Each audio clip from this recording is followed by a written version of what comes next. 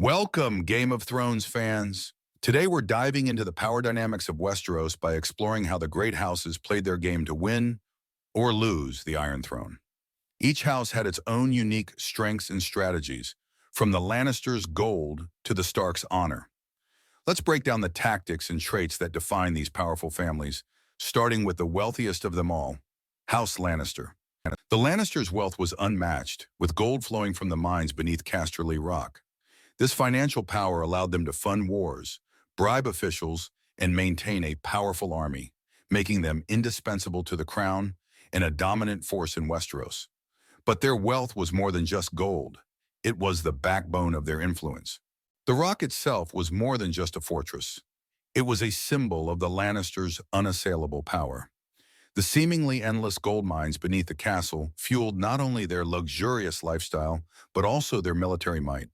This deep connection between their home and their dominance over the Seven Kingdoms was a source of immense pride for the family. One of the Lannisters' key moves was marrying Cersei to Robert Baratheon, which positioned them directly within the royal family.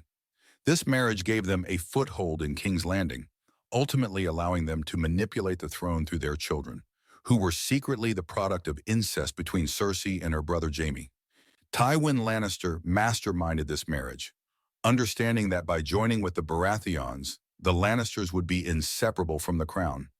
This calculated move ensured that the Lannisters had a direct line to power, with Tywin pulling the strings from behind the scenes. He knew that power could be as much about perception as reality, and being tied to the throne through blood solidified the Lannisters' grip on the realm. Tywin Lannister, the true mastermind, orchestrated many of these moves, such as his role in the Red Wedding, which wiped out much of House Stark's power. Another key example is his decision to have Tyrion Lannister serve as Hand of the King during Joffrey's reign, showcasing the family's control over the kingdom. Tywin's belief in consolidating power through fear and respect was evident in his actions. The Red Wedding was his most notorious act, eliminating key Stark figures and ensuring Lannister dominance in the north. This ruthless strategy reflected his conviction that power must be seized and maintained at any cost, and he believed that fear was the most effective tool for keeping rivals in check. House Lannister's strength was their wealth and cunning, but their downfall came from internal conflicts and the unraveling of their secrets. Cersei's ruthless tactics and Jaime's loyalty to her ultimately led to their tragic end during the fall of King's Landing. The very qualities that made the Lannisters powerful, pride, ambition, and ruthlessness, also sowed the seeds of their destruction. Jaime's internal conflict, torn between love and duty, mirrored the larger collapse of House Lannister, as their once solid foundation of wealth and power crumbled under the weight of their own ambitions. The family's failure to adapt and evolve beyond their own self-interest led to their downfall. What do you think? Could the Lannisters have held on to power longer if they had been less ruthless? Or was their downfall inevitable? Drop your thoughts in the comments below. The Starks believed in a code of honor that guided all their actions.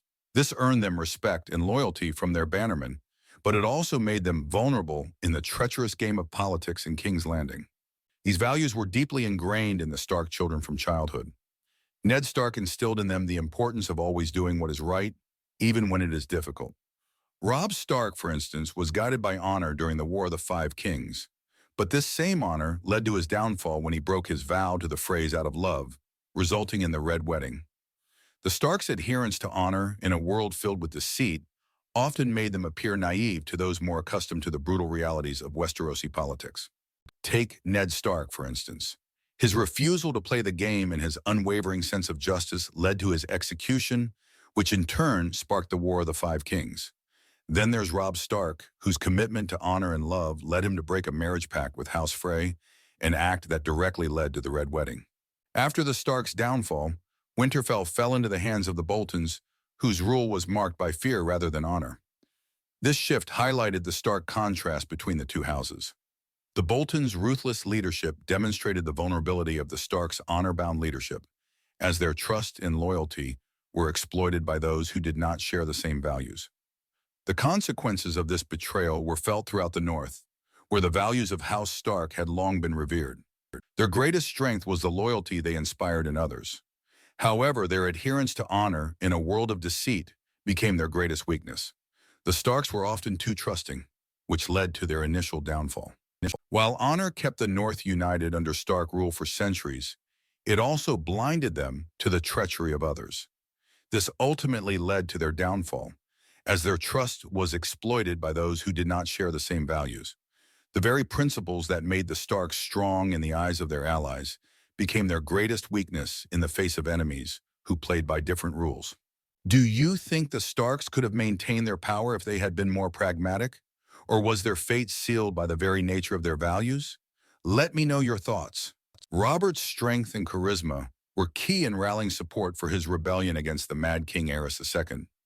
His victory was not just about winning battles, but also about winning hearts. He became a symbol of resistance against tyranny. Robert's personal reasons for rising up against the Targaryens were deeply rooted in his love for Lyanna Stark, making the rebellion not just a political war, but a deeply personal one. The camaraderie among his allies and the passion that fueled his uprising were central to his success. These elements of his personality made Robert a natural leader on the battlefield, and his larger-than-life persona inspired those who followed him. Once on the throne, Robert's reign was marked by his physical prowess and reputation as a warrior. However, his lack of interest in governance and his love for feasts and tournaments led to a kingdom mired in debt and political instability. In contrast to Robert's revelry in the spoils of war, his brother Stannis was more focused on the duty of kingship. The growing divide between the brothers became evident as Robert's negligence left the kingdom vulnerable to internal decay. Stannis, ever the disciplined one, resented Robert's lack of responsibility, seeing it as a betrayal of the sacrifices made during the rebellion. This tension between them underscored the different paths they took, one seeking glory and indulgence, the other burdened by the weight of duty. Robert's downfall was almost inevitable, given his disinterest in ruling and his increasing detachment from the realities of kingship. His death, caused by a wild boar during a hunt, arguably due to Cersei's sabotage, marked the beginning of the end for House Baratheon's grip on the throne. Robert's own reflections on his failures as a king reveal a deep sense of regret. He admitted that while he was born to be a warrior, he was never meant to be a ruler. The self-awareness, however late, underscores the tragedy of his reign. He won the throne through strength and bravery, but lost it through neglect and indifference. His inability to transition from warrior to king left the kingdom vulnerable and set the stage for the chaos that followed. Their strength was their ability to command and inspire through sheer force, but their weakness lay in their inability to sustain power through effective governance. Robert's lack of heirs capable of ruling also fractured the house after his death. Stannis believed that Robert's failure to properly prepare his heirs contributed to the Baratheon house's downfall. Stannis's claim to the throne was rooted in his belief that he was the rightful heir, as the only one willing to do what was necessary to secure the kingdom's future, albeit through harsh means. The disunity within House Baratheon, driven by conflicting ideals and approaches to rule, ultimately weakened their hold on the throne. Could House Baratheon have maintained the throne if Robert had been a more attentive ruler? Or was their downfall inevitable due to the nature of their rise? Share your thoughts. Known for flaying their enemies alive, the Boltons used terror as their main weapon. Ramsay Bolton, in particular, took pleasure in psychological and physical torment, cementing his reputation as one of the most sadistic characters in the series. Roose Bolton believed in ruling through fear, seeing it as a more reliable tool than honor or loyalty. His cold, calculating nature shaped the Bolton philosophy of maintaining power through psychological and physical domination. Mercy was viewed as a weakness, something that could be exploited by enemies, making fear the cornerstone of his rule. This brutal approach ensured that the Boltons were feared, if not respected, throughout the North. Their most infamous act was the betrayal of the Starks at the Red Wedding, where Roose Bolton drove a knife into Robb Stark, ending the Stark line, or so they thought. Ramsay's reign of terror in Winterfell, where he tortured Theon Greyjoy and hunted his own wife, Sansa Stark, showed just how far they were willing to go to hold power so long. The strategic advantage of holding Winterfell was not lost on Roose Bolton. He recognized that controlling the ancient seat of House Stark was key to securing power in the North. However, his betrayal of the Starks was not just a calculated political move.